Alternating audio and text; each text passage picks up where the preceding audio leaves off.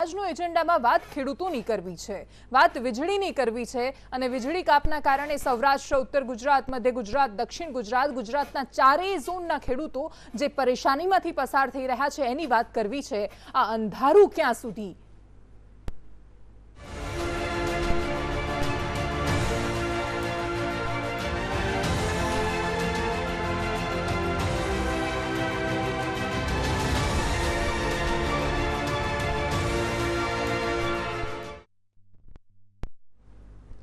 અંધારું એટલા માટે આ શબ્દ વાપરવામાં આવે છે કારણ કે રાત્રિના સમયે એમ પણ ખેડૂતોને પહેલેથી વીજળી આપવામાં આવે છે ને એમાં પણ જ્યારે કાપકૂપ થાય, વારંવાર વીજળીમાં ફ્લક્ચ્યુએશન આવ્યા કરે, ક્યારેક વીજળી આપી દેવામાં આવે, ખેડૂત ઘરે જાય ત્યાં સુધીમાં વીજકાપ આવી જાય, ખેડૂતો દરેક બાજુથી પરેશાન છે। આ સિઝન એવી હતી જેમાં એમને અપેક્ષા હતી કે શિયાળુ સિઝનની સારી શરૂઆત થશે તો અમે કંઈક સારું કરીશું, પણ એમાં પણ હવે સવાલો થયા છે। આ ચર્ચા કેમ કરવી પડે છે? આખા અઠવાડિયામાં કેવા મુદ્દાઓ સામે આવ્યા અને કેમ એવું કહેવું પડે છે કે સરકાર ખેડૂતોનું થોડું તો સાંભળો। જોઈએ અમારો વિશેષ અહેવાલ।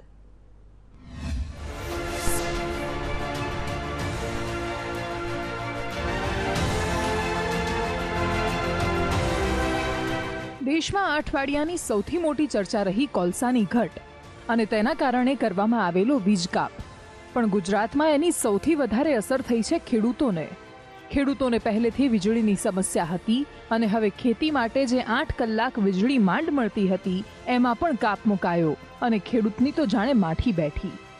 આખું અઠવાડિયું ખેડૂતોએ વિરોધ પ્રદર્શન કર્યા અને અંતે ગુજરાતના ચારેય ઝોનની સરકારી વીજ કંપનીના એમડીએ સામે આવીને પત્રકાર પરિષદ કરી અને બધું સારું થઈ જશે એવા આશ્વાસન આપ્યા, પણ આ આશ્વાસન સામે અનેક સવાલો છે। આજે પણ ગાંધીનગરમાં વિરોધ યથાવત છે। ગુજરાતના ખૂણે ખૂણાથી પરેશાન ખેડૂતો સરકારને સવાલ કરે છે કે અત્યારે વાવણી માટે અનુકૂળ પરિસ્થિતિ છે તો પછી આવા સમયે હેરાનગતિ શું કામ? ગુજરાત માટે જેટલી જરૂરિયાત ઉદ્યોગોની છે એટલું મહત્વ ખેડૂત અને ખેતીનું કેમ નથી? ખેડૂતોનો એક જ સવાલ છે કે આવી સમસ્યાઓની વચ્ચે ખેતી કરવી કેવી રીતે?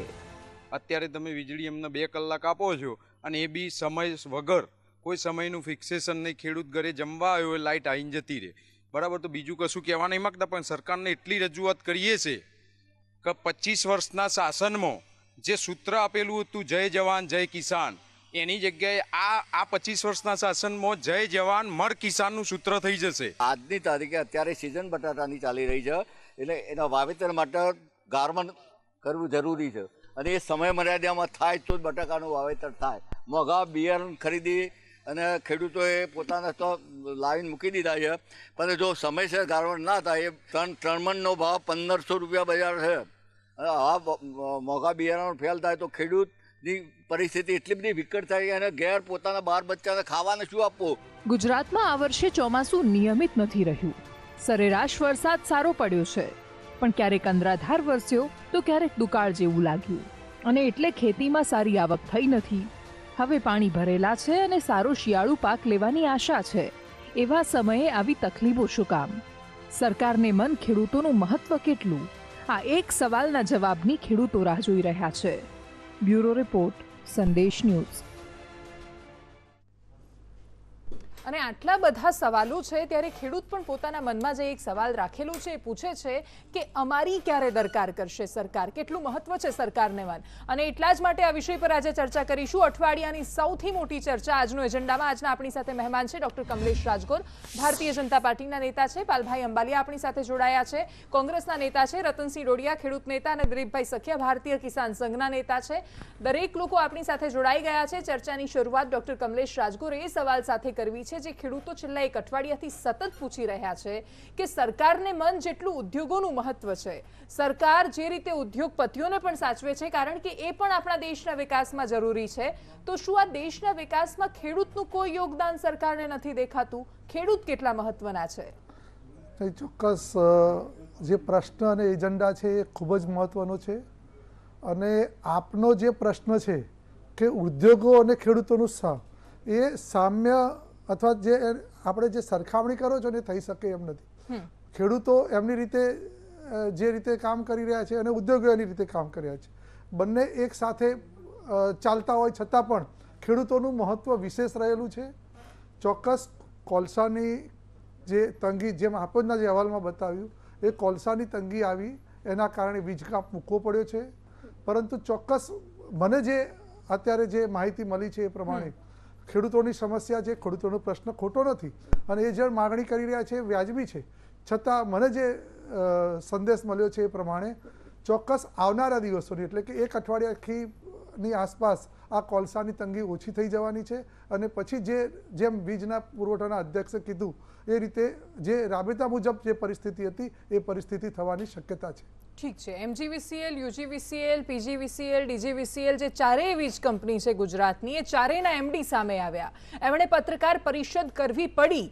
એટલા માટે કરવી પડી કારણ કે આ સવાલ ખૂબ આકરો થયો. દરેક જગ્યાએ કચેરીઓ પર ખેડૂતો પહોંચતા હતા, વિરોધ પ્રદર્શન કરતા હતા અને એ એક જ સવાલ સાથે જતા હતા ત્યાં. એમાં મારો જવાબ આવશે કે કેમ ઉદ્યોગો સાથે સરખામણી કરી, કારણ કે ખેડૂતો કહે છે કે સૌથી વધારે વીજળીનો વપરાશ તો ઉદ્યોગકારો કરે છે, પણ ત્યાં કોઈ જ વીજકાપ નથી આપવામાં આવતો. શહેરોમાં વીજકાપ નથી આપવામાં આવતો. વીજકાપની પરેશાનીનો સામનો ગામડાઓએ કરવો પડે છે. ગામડામાં સામાન્ય દિવસોમાં સામાન્ય માણસના ઘરમાં જે વીજળી આવે છે ત્યાં પણ વીજળી જતી રહે છે અને ખેડૂતોને રાત્રે આપવામાં આવે છે એમાં પણ સમસ્યાઓ છે અને એટલા માટે ખેડૂત ત્રાહિમામ પોકારી ઉઠ્યો છે. પાલભાઈ અંબાલી આપણી સાથે કોંગ્રેસના નેતા જોડાયેલા છે અને પાલભાઈ, સતત વાત કરવામાં આવી, સતત રજૂઆતો પણ કરવામાં આવી, પણ ગુજરાતના ચારેય ઝોનમાં આજે પણ આ સમસ્યા યથાવત છે.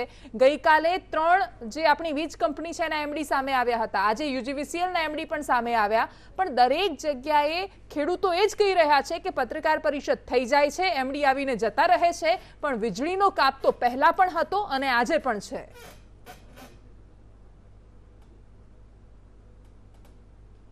દેવાંશી, સમજવા જેવી વાત એ છે, તમે હમણાં કહ્યું કે ખેડૂતો છેલ્લા ઘણા સમયથી વીજ કંપનીઓની સામે દેખાવો કરે છે, ત્યારે મારો પ્રશ્ન એ છે, ભાઈ કમલેશ રાજગોર કહેતા હતા કે બંને જરૂર છે, ઉદ્યોગોય જરૂર છે, ખેડૂતોય જરૂરી છે. તો ઉદ્યોગકારોને ત્યાં વીજ કાપ મૂક્યો હોય તો એને દેખાવો કરવા તો આવવું જોઈએ ને. મને ગુજરાતની એક પણ ચેનલ કે ભારતની એક પણ ચેનલમાં મેં ક્યાંય જોયું નથી કે ઉદ્યોગકારો વીજ કંપનીને ત્યાં જઈ અને દેખાવો કરવા પહોંચ્યા હોય. એનો અર્થ એવો થયો કે જ્યાં વીજ કપાય છે ત્યાં જ એ લોકોને તકલીફ છે એટલે લોકો દેખાવો કરવા આવે છે. બીજી વાત મહત્વની, ખેડૂતો અત્યારે દેખાવો શું કામ કરે છે? કારણ કે અત્યારે રવિ પાકની સિઝન છે, અત્યારે વાવેતર થાય છે અને બીજું જે કપાસ ઉભા છે એમને પાણીની ખાસ જરૂર છે. દેવાંશી, કોઈ પણ કૃષિની બાબત હોય અને પાકની વાત હોય ત્યારે જ્યારે એને પાણીની જરૂર હોય ત્યારે જ જરૂર હોય. એ 2 દિવસ કે 4 દિવસ મોડું થાય ને દેવાંશી, તો એ પાક છે એને નુકસાન જેટલું થવાનું એટલું થઈ જ જાય. જો 4 દિવસ મોડો પાક આવે, પાણી આવે તો એને જે નુકસાન થવાનું હોય એ નુકસાન થઈ જ જાય.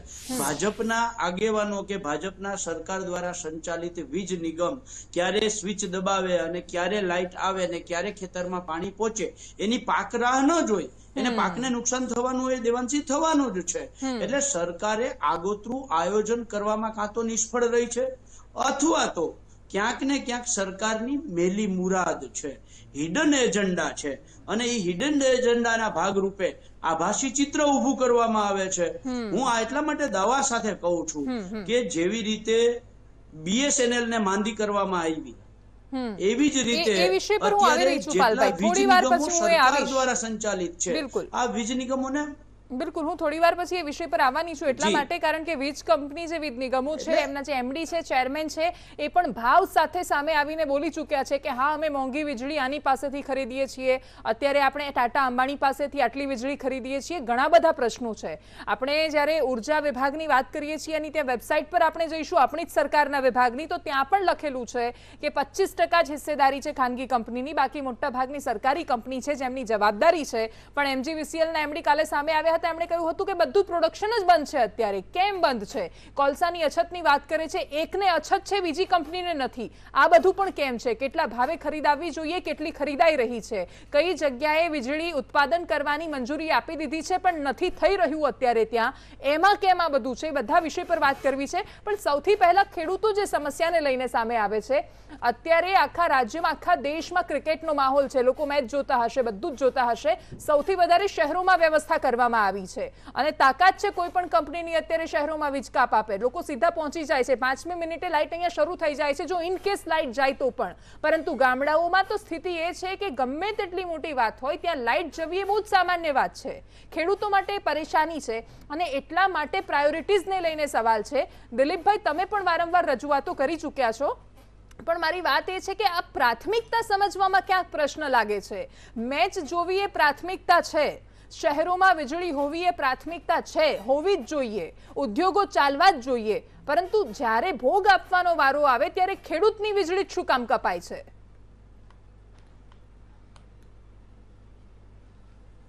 100% દેવંશીબેન, મહત્વની વસ્તુ છે કે આ સરકારે ખેડૂતોને પ્રાયોરિટી ક્યારે આપેલી જ નથી. પ્રાયોરિટીમાં ઉદ્યોગ છે એ સરકારની નીતિ અને રીતિથી ખબર પડે છે.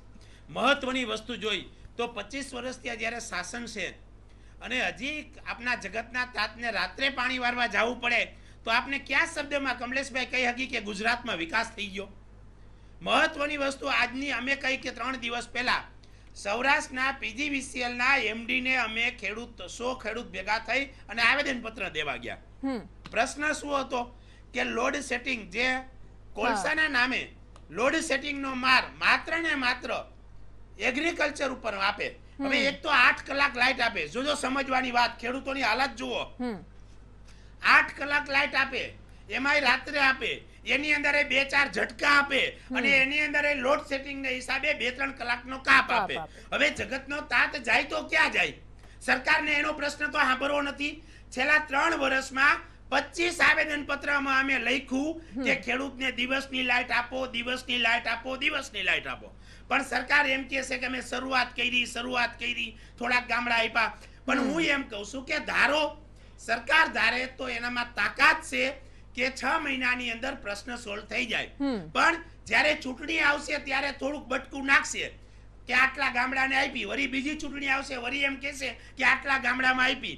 તો આ હું તો એક જ કહેવા માંગુ છું, ભાજપ હોય કે કોંગ્રેસ, મને કોઈ રાજકીય પક્ષમાં રસ નથી, પણ ખેડૂતો ઉપર રાજકારણ ન રમવું જોઈએ. હવેની વાત કે અમે જ્યારે આવેદન પત્ર દેવા ગયા ત્યારે ફરિયાદ થઈ તો પીજીવીસીએલ ના સાહેબે અમને શું કીધું કે ભાઈ લોડ સેટિંગ કરવું એ અમારા હાથની વાત નથી, એ તો કે જેટકો વાળા કરે. એટલે અમે ત્યાંથી ઊભા થઈ અને જેટકોની ઓફિસે ગયા. પણ અમે પીજીવીસીએલ ને કહીને તો આવ્યા જ એના એમડી ને કે વધીમાં વધી 8 દિવસમાં જો આ પ્રશ્ન સોલ્વ નહીં થાય તો રાજકોટ જિલ્લાના ખેડૂતો એક પણ તાલુકાની ઓફિસ ચાલુ નહીં થવા દે. મહત્વની વસ્તુ, કારણ ક્યાં કે મોસમ ચાલુ છે, એક તો મગફળીની, બીજા નંબરમાં કપાસના પાકને પાણી જોઈશે અને વાવેતરનો સમય છે. આપણા શિયાળુ પીક, આપણા ઘઉં, ચણા, લસણ, ડુંગળી, જીરું અને રાઈ જેવા પાકોનું વાવેતર કરવું છે. હવે એવા ટાણે અત્યારનો સમય કેવો છે કે 80% ખેતી વિદ્યુત ઉપર આધાર થઈ ગઈ છે. 80%, 5% ઓઇલ એન્જિન છે અને 15% કેનાલ ઉપર છે. હવે વીજળી જ ન આપો તો ખેડૂત તો નવરો થઈ ગયો. એક્ઝેક્ટલી, બિલકુલ.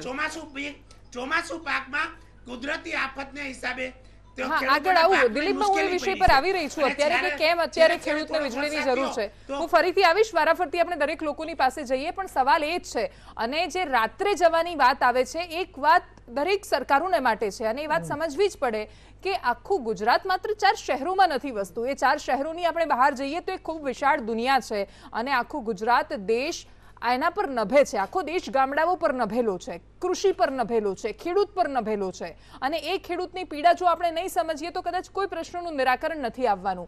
રતનસિંહ, સવાલ જ એ છે કે રાતની જગ્યાએ દિવસે વીજળી એટલા માટે માંગવામાં આવે છે કારણ કે ખેડૂતો ઘણીવાર અકસ્માત, સર્પદંશ, ઘણી બધી સમસ્યાઓનો ભોગ બને છે, રાત્રે ત્યાં પાણી વાળવા જવું પડે છે. પણ આ બધી જે વાતો છે એ મોટા ભાગે મંત્રાલયમાં બેસેલા કે પછી વીજ કચેરીએ બેસેલા અધિકારીઓને નથી સમજાતી, ઘણીવાર નેતાઓને પણ નથી સમજાતી. અને એમાં હવે આ વીજ કાપનો વાત આવી છે. તમારા વિસ્તારમાં શું સ્થિતિ છે, શું સમસ્યાઓ છે અને એમડીએ કહ્યું એ પ્રમાણે શું આજથી રાહત મળવાની શરૂ થઈ છે?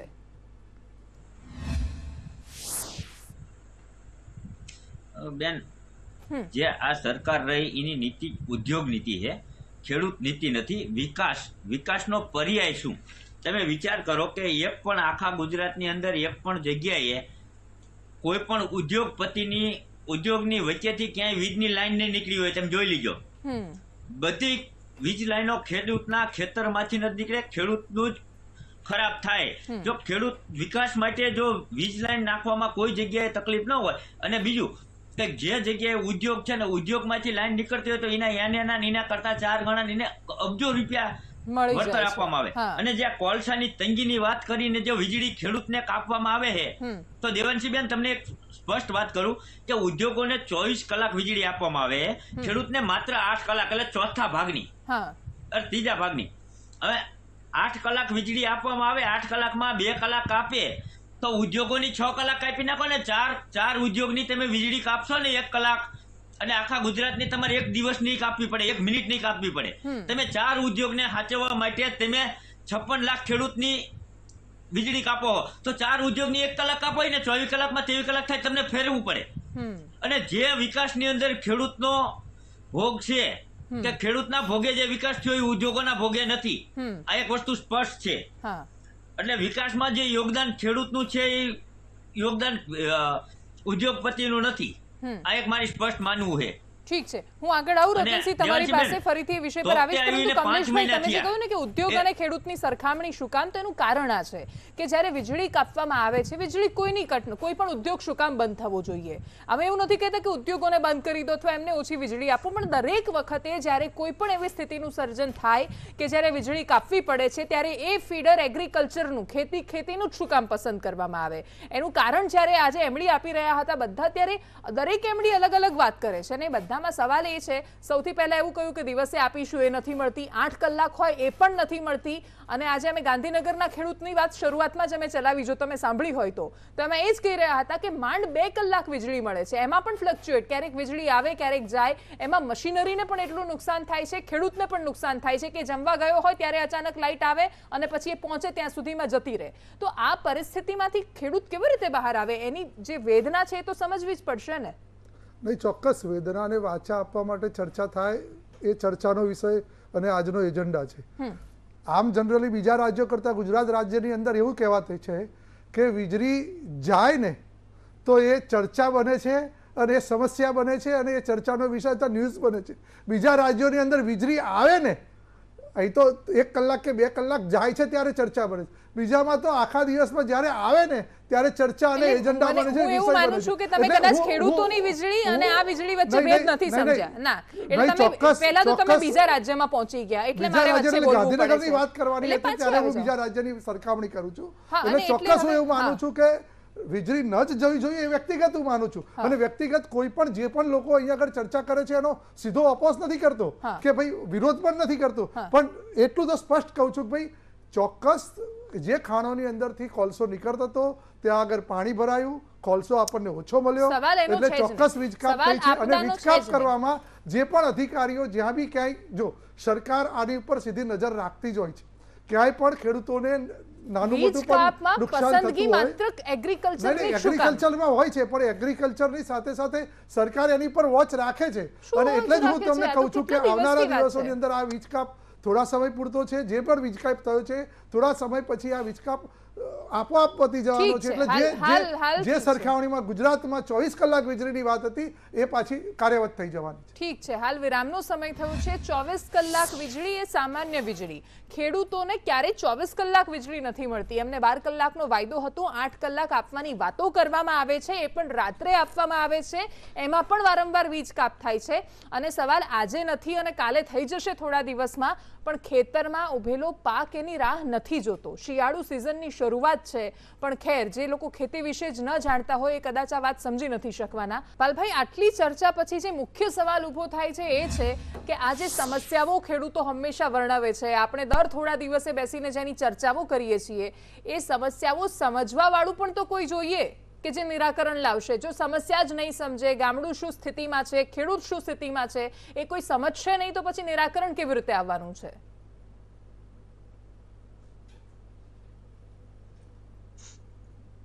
દેવાંશી, સમજવા જેવી વાત એ છે કે મહત્વની વસ્તુ સરકારની નીતિ, નિયત અને દાનત ઉપર છે.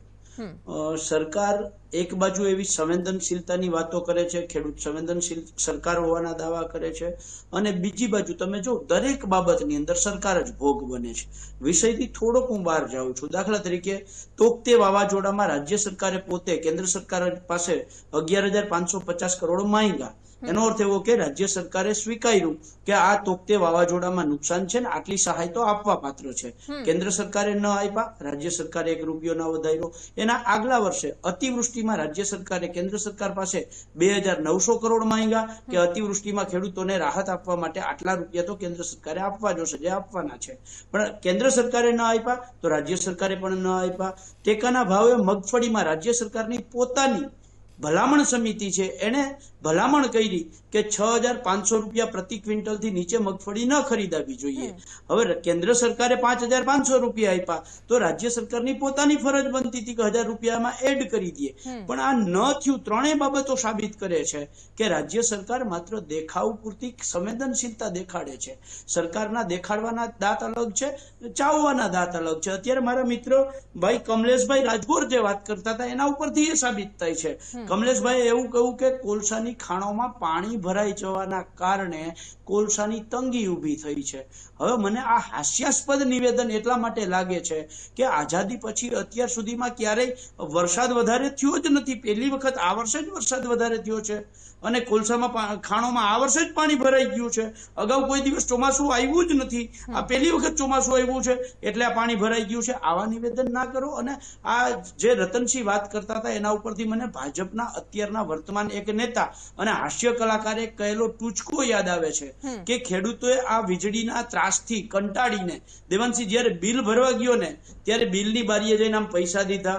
પેલા અંદર બેઠેલા અધિકારીએ લાંબો હાથ કર્યો આપો એટલે ખેડૂતે પૈસા પાછા ખેંચી લીધા. એક વખત દીધા, બીજી વખત લાંબો હાથ કર્યો, ખેડૂતે ઓલો લેવા આવ્યો, પાછા ખેંચી લીધા. ત્રીજી વખત, ચોથી વખત, પાંચમી વખત થયું ને એટલે ઓલો અધિકારી ઉભો થઈને ખેડૂતને ગાળો દેવા માંડ્યો. એટલે ખેડૂતે કહ્યું કે ભાઈ આ 5 જ ઝટકાની અંદર તારે ખુરશી ઉપરથી ઊભું થવું જવું પડ્યું તો અમને રોજ એક રાતમાં 5 નહીં 10 ઝટકા તમે આપો છો. આ પરિસ્થિતિ છે અને આ 10 ઝટકા એક રાતમાં આપે.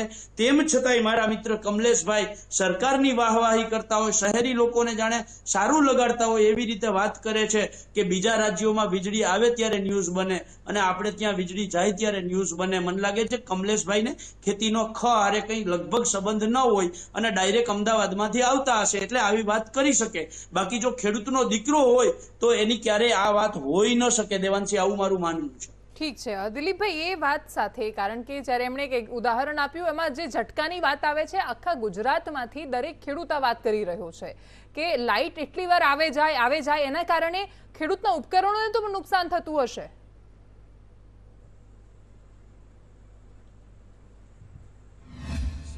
સાચી વાત છે. પહેલી વાત તો રાત્રિની લાઇટ, એની અંદર પણ કેવડી નુકસાની કે ભાઈ જીવજંતુનો ત્રાસ, જાનવરોનો ત્રાસ, તદુપરાંત ક્યારા અડધા કોરા રહી જાય. કોઈ કારણોસર ખેડૂતની લાઇટ ફોલ્ટમાં આવી ગઈ તો એને 8 કલાક બગડે એટલે એની તો આખો દિવસ બગડી ગયો. એટલે રાતની ઘણી બધી મુશ્કેલ છે.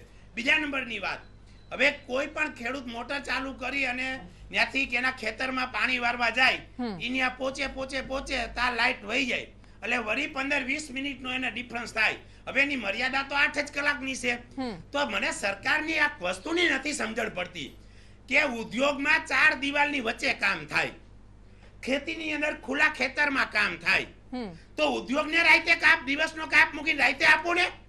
ખેડૂતને શું કારણે રાતે હેરાન કરે છે ખુલ્લા ખેતરની અંદર? અને એક વખત નહીં, હજાર વખત માગણી કરી. સરકાર જ્યારે હોય એમ કે અમે ખેડૂત માટે સંવેદનશીલ છે. કઈ રીતે સંવેદનશીલ? ગયા વખતે શિયાળામાં 7 ડિગ્રીમાં આ જગતનો તાત બધાયના પેટ ભરવા માટે ઘઉં ચણામાં પાણી વારવા જાય છે અને એમ કહે છે કે અમે સંવેદનશીલ છે. અરે સંવેદનશીલ સરકાર તો એને કહેવાય, જગતના તાતને કહેવાય તમને દિવસની લાઇટ આપશું અને ઉદ્યોગને કહેવાય કે તમે રાત્રે કામ કરો કારણ કે તમારે 4 દિવાલની અંદર કામ કરવું. પણ સરકારની નીતિ અને રીતિ આ ખેતીને પતાવવાની છે. એ 100% આવી વ્યવસ્થાથી સાબિત થાય. બીજી વાત, હા દિલીપભાઈ, હું આવું ફરીથી અલગ વાત આવું આગળ હાલ વિરામનો સમય થયો છે એટલા માટે તમને રોકવા પડશે.